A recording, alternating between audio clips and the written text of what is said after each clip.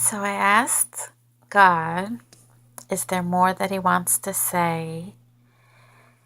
And I opened up the Bible to Habakkuk. I didn't know this story, and I don't remember ever hearing a sermon on it, but I'm going to read the introduction, which is kind of a summary of the Habakkuk story. Habakkuk was written as a dialogue or conversation between God and the prophet. Habakkuk saw that the leaders in Judah were oppressing the poor, so he asked the question as to why God allowed those wicked people to prosper. When God told him that the Babylonians would come to punish Judah, Habakkuk became more concerned. He did not understand how God could use the Babylonians, who were actually more wicked than the wicked Jews, to bring judgment on God's chosen people. God's answer was that the just would live by faith in God, and that they had the assurance that God was doing what was right. God told Habakkuk that in due time the Babylonians too would be judged, and that justice would come about for the people of God. Habakkuk ends his book with a prayer of praise. So I read the whole story, and this summary is excellent. So I'm not going to read the whole story to you. But what popped into my head, because I'm always trying to think, what can I say about what Reverend Moon says? And I just lost my train of thought. Oh, so God was using wicked people to punish the Jews. And the thought that came to my head was that sometimes God uses a very negative person to try to get something through to you. So I'll give an example of my own example. I'm not sure. Well, okay. The other day,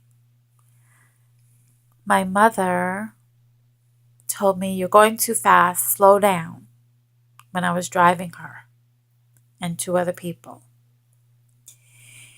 And whenever she criticizes my driving or tells me what to do in the car, I get angry.